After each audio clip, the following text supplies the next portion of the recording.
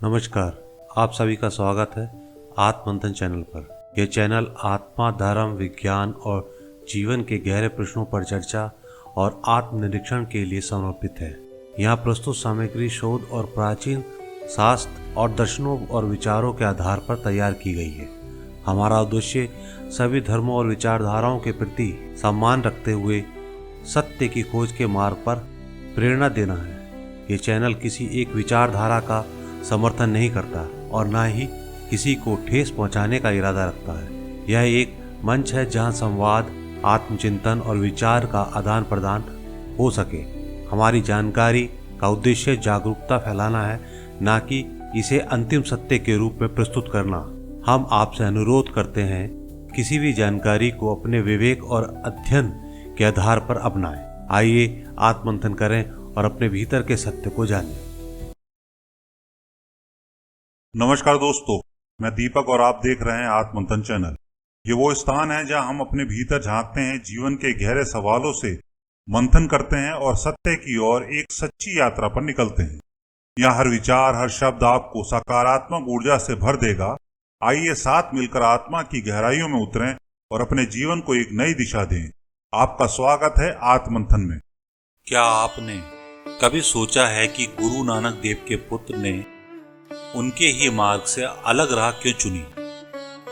उदासी संप्रदाय एक ऐसा पंथ जिसने वैराग्य, योग और तप को अपनाया, पर समय के साथ सिख पंथ से अलग भी हो गया। आज हम इस पवित्र परंतु कम जाने पहचाने अध्याय को समझेंगे ऐतिहासिक तथ्यों के साथ।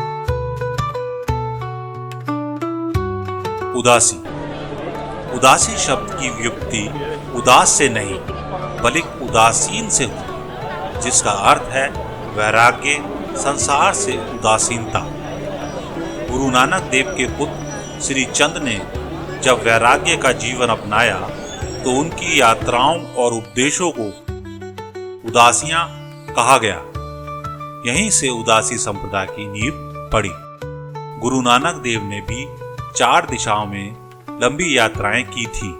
इन्हें उदासियां कहा गया, लेकिन उनके पुत्र श्री चंद जो बचपन से ही ध्यान व योग में लीन थे, उन्होंने सन्यास का मार्ग चुना और गुरु गद्दी को नहीं अपनाया।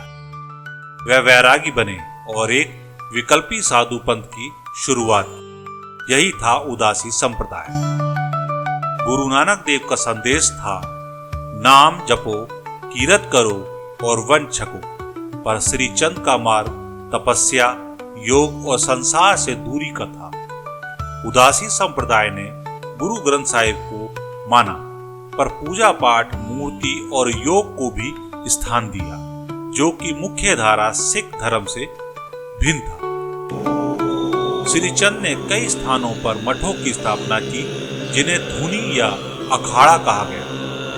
इनके अनुयायी उदासी साधु भगवे वस्त्र पहनते थे, चिमटा और जटा रखते थे। धीरे धीरे उत्तर भारत में उनका प्रभाव बढ़ा, विशेषकर पंजाब, हरियाणा, उत्तर प्रदेश और नेपाल तक। जब जब मानवता भटकती है, तब तब कोई महापुरुष उसे रास्ता दिखाने आता है। 16वीं शताब्दी में भारत की भूमि पर एक ऐसा ही तेजस्वी प्रकाश प्रकट हुआ, जिन्हें गुरु नानक देव जी कहते हैं।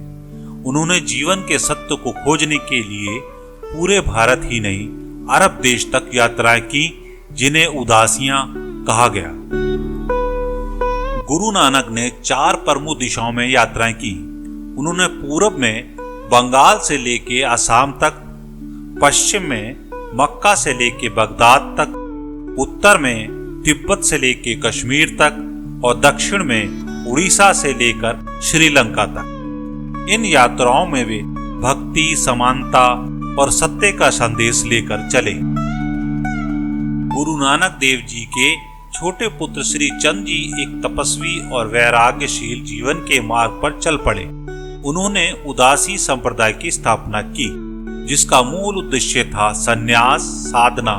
इस संप्रदाय ने वैदिक परंपरा और योग साधना को भी अपनाया, परंतु यह रास्ता समय के साथ मुख्य सिख मर्यादा से अलग हो गया, जहां सिख धर्म गृहस्थ जीवन, संगत, सेवा और शस्त्रधारी जीवन को अपनाता रहा, वहीं उदासी मार्ग ने संन्यास, तपस्या और पौराणिक देवी देवताओं की पूजा को स्थान दिया। उदासी संप्रदाय धीरे धीरे ऐसी दिशा में बढ़ा जहां उन्होंने कई बार अपनी स्वयं की पुस्तकें लिखी और गुरु ग्रंथ साहिब की प्राथमिकता को अन्य पुराणों और वैदिक ग्रंथों के साथ मिला दिया। यह परंपरा मुख्य सिख विचारधारा से भिन्न हो गई। गुरु नानक का मार्ग सबको साथ लेकर चलने का था। उदासी संप्रदाय उस मार्ग का एक अलग व्याख्यान बन गया जिसमें वैराग्य, तपस्या प्रमुख रही। आज भी ये प्रश्न बना हुआ है कि धर्म की व्याख्या एक जीवन पथ है या केवल आस्था का रूप। उदासीन संप्रदाय का नाथ संप्रदाय से जुड़ाव अपने आप में एक गूढ़ ऐतिहासिक प्रक्रिया है जो वैराग्य, योग, साधना और सामाजिक स्वीकृति के धरातल पर धीरे धीरे विकसित हुई। उदासीन संप्रदाय के साधुओं की संन्यास परंपरा गुरु शिष्यों में चली, लेकिन उनके पास संरक्षित अखाड़े प्रणाली नहीं थी। नाथ योगियों के पास अखाड़ों की स्थापित व्यवस्था थी जो मुगल काल व मध्य काल में धार्मिक स्वतंत्रता, अधिकार और स्थान की रक्षा के लिए महत्वपूर्ण हो चुकी थी। उदासी साधुओं ने अस्त्र शस्त्र धारण नहीं किए, परंतु नाथों से जुड़कर अखाड़ा परंपरा में प्रवेश पाया। सन 1706 से लेकर 1715 के बीच में उदासी संप्रदाय धीरे धीरे अखाड़ों के संपर्क में आया। अंततः 1760 के आसपास निरंजनी अखाड़े ने उदासी परंपरा को अखाड़ा रूप में मान्यता दी। हरिद्वार कुंभ और नासिक कुंभ में उदासी साधु पहली बार दशनामी अखाड़े के साथ शाही स्नान में शामिल हुए। उदासी अखाड़े के कुछ नाम इस प्रकार है: श्री पंचायती अखाड़ा बड़ा उदासी, श्री पंचायती अखाड़ा निर्मल, श्री नागा उदासी अखाड़ा। इन अखाड़ों ने ही उदासीन साधुओं को एक संगठनात्मक ढांचा दिया जिसमें मठ, आश्रम, गुरुकुल और यात्राएं शामिल हैं। नाथ संप्रदाय की कुंडली अवधारणा का प्रभाव उदासी योगियों पर भी देखा गया। नाथ की गुरु शिष्य परंपरा, सार्वजनिक तप, नागा परंपरा आदि में भी धीरे धीरे उदासी संप्रदाय घुल गया।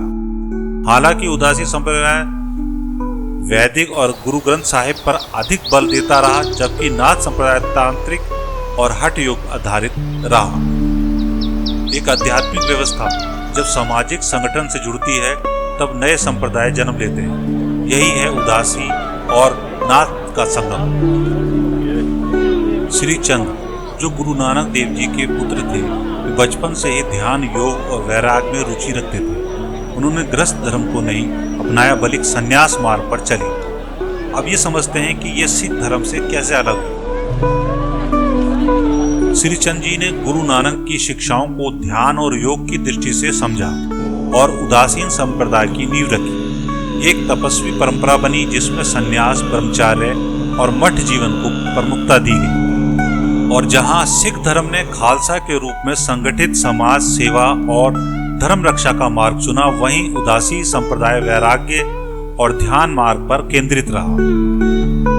18वीं 19वीं सदी के आते आते उदासियों ने कई गुरुद्वारों का नियंत्रण ले लिया था, लेकिन साथ ही उन्होंने मूर्ति पूजा, तिलक, वेद पाठ जैसे वैदिक कर्मकांडों को पुनः आरंभ किया जो सिख मर्यादा के विरुद्ध था। 1873 में सिंह सभा आंदोलन ने गुरुद्वारों को फिर से सिख मर्यादा के अनुसार संचालित किया और उदासी पंथ को तब एक अलग भिन्न परंपरा के रूप में देखा जाने लगा। आज उदासीन संप्रदाय के अनेक मठ हैं और वे अपने साधु और परंपराओं का विश्वास करते हुए अपनी शिक्षाओं के आधार पर जीवन यापन करते हैं। वे गुरु नानक को तो मानते हैं, परंतु सिख पंथ की मर्यादा में वे नहीं आते। वहीं सिख धर्म आज गुरु ग्रंथ साहिब को अंतिम और पूर्ण गुरु मानकर संगठित रूप से आगे बढ़ रहा है। वहीं पर श्री चंद जी के द्वारा चलाया गया उदासीन संप्रदाय नाथ परंपरा को मानते हुए आगे बढ़ रहा है। एक ही गुरु की शिक्षाएं दो भिन्न जीवन दृष्टिकोण में ढली, एक कर्म प्रधान, दूसरा वैराग्य प्रधान, पर दोनों का मूल प्रेम, भक्ति और सत्य ही रहा। उदासी संपदा मूलतः गुरु नानक की आध्यात्मिक विरासत से उत्पन्न एक वैराग्य प्रधान मार्ग था, जिसे संगठनात्मक मजबूती देने के लिए अखाड़ा परंपरा की आवश्यकता पड़ी। नाथ संप्रदाय से उसका जुड़ाव केवल योग और वैराग्य के स्तर पर नहीं, बल्कि व्यवहारिक और धार्मिक संगठन में भी स्थान पाने हेतु हुआ। तो हम ये मान सकते हैं कि गुरु नानक का परिवार, जिसमें एक ने संसार के लिए पंथ दिया तो दूसरे ने वैराग्य का संदेश दिया। उदासी संप्रदाय हमें यह सिखाता है कि आध्यात्मिकता के मार्ग विविध हो सकते हैं, परंतु लक्ष्य एक ही है, आत्मा का शुद्धिकरण और ईश्वर की प्राप्ति। इस विरासत को जानना हमारा भी कर्तव्य है। अगर आप ऐसे ही ऐतिहासिक और गूढ़ विषयों को समझना चाहते हैं तो इस वीडियो को लाइक करें, साझा करें और आत्ममंथन चैनल को सब्सक्राइब करें। तो आज के इस एपिसोड को यहीं विराम देते हैं। अगर आज का विषय आपकी तार्किक बुद्धि को जगा पाया हो, अगर आपके मन में कोई विचार की हलचल हुई हो, तो कृपया अपने विचार हमारे साथ कमेंट के माध्यम से साझा करें। आत्ममंथन चैनल को अधिक से अधिक लाइक करें और शेयर करें और सब्सक्राइब करें, ताकि ये यात्रा हम सब मिलकर आगे बढ़ा सकें। हमें जरूर बताइए कि आज का ये एपिसोड आपको कैसा लगा। आपके सुझाव, आपकी प्रतिक्रिया ही हमारा मार्गदर्शन है। फिर मिलेंगे अगले मंथन में। धन्यवाद, नमस्कार, जय हिंद।